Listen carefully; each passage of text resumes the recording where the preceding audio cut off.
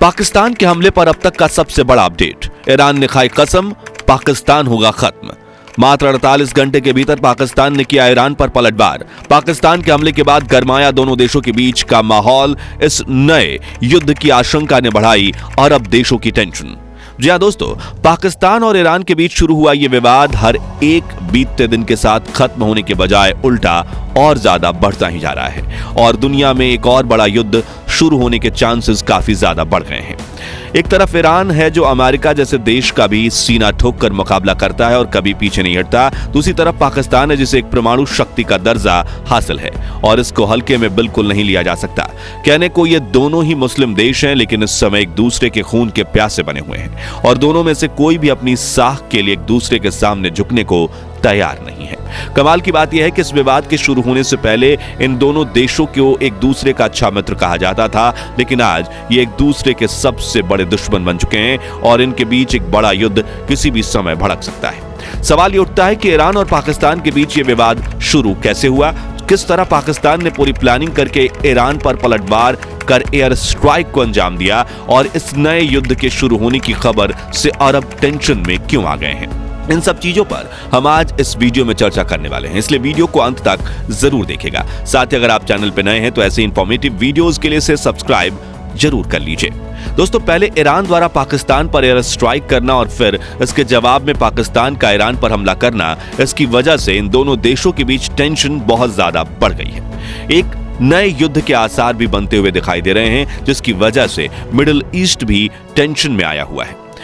अब ये सब आखिर क्यों हो रहा है और इस लड़ाई को मिडिल ईस्ट की ही सबसे ज्यादा परेशानी क्यों मानी जा रही है और भारत को इससे क्या नुकसान हो सकता है, चलिए इस मैटर को थोड़ा डिटेल में समझते हैं। असल में पाकिस्तान और ईरान दोनों पड़ोसी देश हैं और सिस्तान बलूचिस्तान क्षेत्र में एक दूसरे के साथ 900 किलोमीटर का लंबा बॉर्डर शेयर करते हैं। इस बॉर्डर एरिया में बलोच आतंकवादियों का काफी प्रभाव है और ये दोनों ही देश इन आतंकवादियों से एक लंबी लड़ाई लड़ते रहे हैं। बता दें कि ये बालोची लोग जिस एरिया में रहते हैं उसमें पाकिस्तान, अफगानिस्तान और ईरान, इन तीनों देशों का थोड़ा थोड़ा हिस्सा शामिल है। ऐतिहासिक रूप से देखा जाए तो ये बालोची हमेशा ही आजादी की मांग करते रहे हैं, क्योंकि ना तो इन्हें पाकिस्तान के शासन में रहना पसंद है और ना ही ईरान के शासन में। यही कारण है कि यह इलाका पिछले कई दशकों से बागियों और आतंकवादियों का हॉटस्पॉट बना हुआ है। हालांकि ये पूरा इलाका प्राकृतिक संसाधनों से भरपूर है, मगर इसके बावजूद बालोच अलगाववादी हमेशा ये शिकायत करते हैं कि वो सबसे ज्यादा गरीब हैं और उन्हें किसी सरकार द्वारा कोई फायदा नहीं दिया गया है। जानकारी के लिए बता दें कि क्षेत्रफल के नजरिए से बालूचिस्तान पाकिस्तान का सबसे बड़ा प्रांत है और पिछले कुछ सालों में यहाँ कई बार आतंकी हमले होते हुए देखे गए हैं। इन हमलों के होने का कारण यही है कि यहाँ के अलगाववादी संगठन आजादी की मांग करते हैं, क्योंकि उनका मानना है कि सरकार उनके क्षेत्र के संसाधनों को लूट रही है। अब वैसे तो पाकिस्तान और ईरान दोनों ही इन अलगाववादियों को कॉमन दुश्मन है, लेकिन ये कभी भी एक दूसरे के इलाके में घुसकर इन आतंकवादियों को निशाना नहीं बनाते। ऐसे में ईरान का अचानक से पाकिस्तान में घुसकर इन आतंकवादियों पर हमला करना काफी चौंकाने वाला था। अपने इस हमले को जस्टिफाई करते हुए ईरान की तरफ से यह कहा गया कि बॉर्डर पर इन आतंकवादियों द्वारा उनके जवानों को काफी टाइम से परेशान किया जा रहा था और इसी से तंग आकर उन्होंने ये कदम उठाया, जिसमें उन्हें 100% कामयाबी मिली है। दरअसल ईरान का कहना है कि उन्होंने पाकिस्तान में पले बड़े सुन्नी और आतंकी संगठन जैशे अल अदल के एक बेस को अपना निशाना बनाया और उसके इस हमले में जैश के कई आतंकवादी मारे गए। बता दें कि ईरान ने इस हमले में मिसाइलों और जंगी ड्रोन्स का इस्तेमाल किया था, लेकिन इस हमले को लेकर पाकिस्तान की तरफ से एक अलग ही कहानी बयान की गई, जिसके बारे में हम आपको आगे बताएंगे। लेकिन उससे पहले चलिए आपको अल अदल के बारे में थोड़ा बहुत बताते हैं। जैसा कि हमने बताया, जैश अल अदल एक सुन्नी आतंकवादी संगठन है जिसकी शुरुआत 2012 में बताई जाती है। कहते हैं कि इस आतंकी संगठन का लिंक दुनिया के सबसे खतरनाक आतंकी संगठन ISIS के साथ है। रिपोर्ट्स ये कहती हैं कि जैश अल अदल में शामिल मेंबर पहले जुंदल्लाह नाम के एक संगठन के हिस्सा हुआ करते थे, जिसका सीधा लिंक ISIS के साथ था, मगर बाद में यह संगठन खत्म कर दिया गया और इसी के मेंबर जैश अल अदल की शुरुआत कर चुके हैं। जैश अल अदल एक ऐसा आतंकी संगठन है जो मुख्य रूप से बॉर्डर पर ही ऑपरेट करता है और सिस्तान बलूचिस्तान बॉर्डर पर इस संगठन के द्वारा कई बार ईरान में बमबारी और ईरान सेना के जवानों का अपहरण करने की जिम्मेदारी ली जा चुकी है।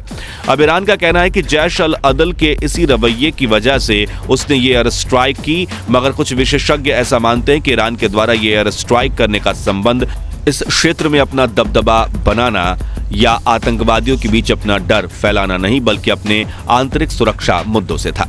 इसका मतलब यह है कि इन आतंकवादियों ने ईरान में अपनी जड़ें इतनी मजबूत कर ली हैं कि इनकी वजह से देश में आंतरिक सुरक्षा का मुद्दा गंभीर हो गया है। इसी को लेकर पाकिस्तान की तरफ से यह भी कहा गया कि वो पिछले कई सालों से ईरान से शिकायत कर रहा था कि आतंकवादी ईरान में सुरक्षित ठिकाने ढूंढ रहे हैं और उन्हें रोकने के लिए उसे तुरंत कुछ करना होगा। हालांकि ये सब सिर्फ अनुमान है जिनके पीछे की सच्चाई से आने वाले वक्त में ही पर्दा हट पाएगा। तो अब ईरान द्वारा पाकिस्तान में घुसकर आतंकी संगठनों पर एयर स्ट्राइक कर दी गई, तो इसको लेकर पाकिस्तान बुरी तरह से तिलमिला गया, क्योंकि इस हमले की वजह से पाकिस्तान के कमजोर डिफेंस की पोल दुनिया के सामने खुल गई और हर तरफ उसका मजाक बनाया जाने लगा। इसकी वजह से पाकिस्तान बुरी तरह से चिढ़ गया और उसने विदेश मंत्रालय द्वारा आनन फानन में एक बयान जारी करते हुए ईरान को धमकी दे दी।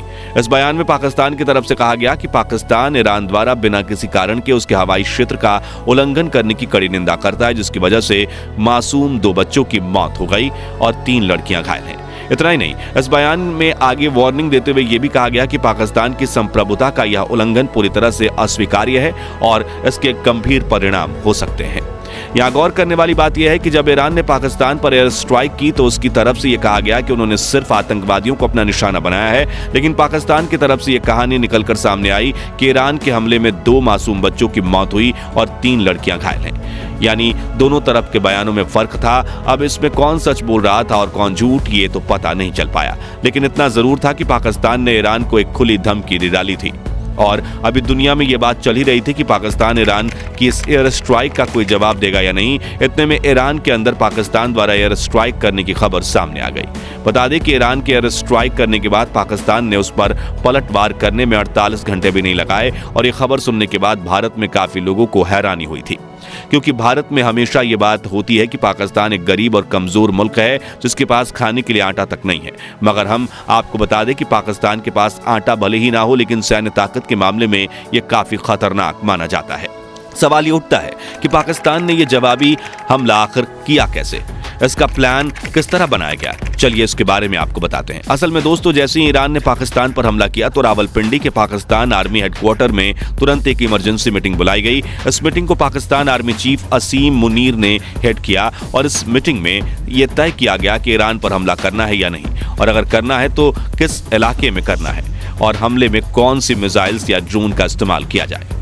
ये सारी प्लानिंग इसी मीटिंग में की गई और फिर असीम मुनीर ने पाकिस्तान के कार्यवाहक प्रधानमंत्री अनवर अल हक काकर से फोन पर बात की। इस कॉल पर उन्होंने पीएम को अपना सारा प्लान बताया और हमला करने की परमिशन मांगी।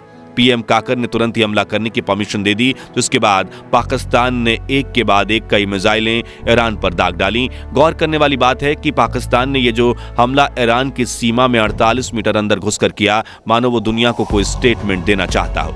अब जैसे ही पाकिस्तान ने ईरान पर यह जवाबी हमला किया तो यह मामला और ज्यादा गर्म होना शुरू हो गया। पहले तो आपको बता दें कि पाकिस्तान ने यह अटैक ईरान के सिस्तान बलूचिस्तान प्रांत में ईरान पाकिस्तान बॉर्डर पर बसे सरावा शहर के पास मौजूद एक गांव पर किया। साथ ही इस हमले को लेकर पाकिस्तान के विदेश मंत्रालय का कहना है कि ईरान के सिस्तान बलूचिस्तान प्रांत पर उनके द्वारा किए गए इस हमले में कई आतंकवादी मारे गए हैं। यानी उनके अनुसार उन्होंने भी उन्हीं बलूची आतंकवादियों को अपना निशाना बनाया जिन्हें निशाना बनाने का दावा ईरान ने अपने हमले में किया था।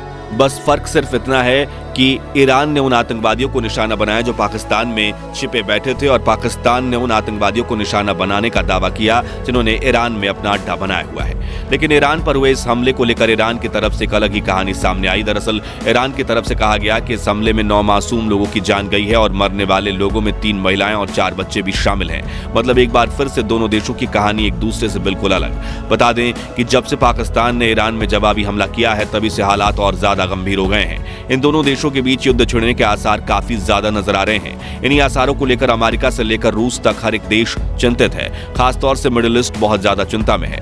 इसका कारण यह है कि इजराइल हमास के बीच चल रहे युद्ध की वजह से पहले ही मिडिल ईस्ट में एक कोहराम मचा हुआ है। ऐसे में एक और नया युद्ध शुरू होना मिडिल ईस्ट की चिंता को कई गुना बढ़ा सकता है और इसकी वजह से सिर्फ मिडिल ईस्ट ही नहीं बल्कि दुनिया के कई और भी देशों पर फर्क पड़ेगा।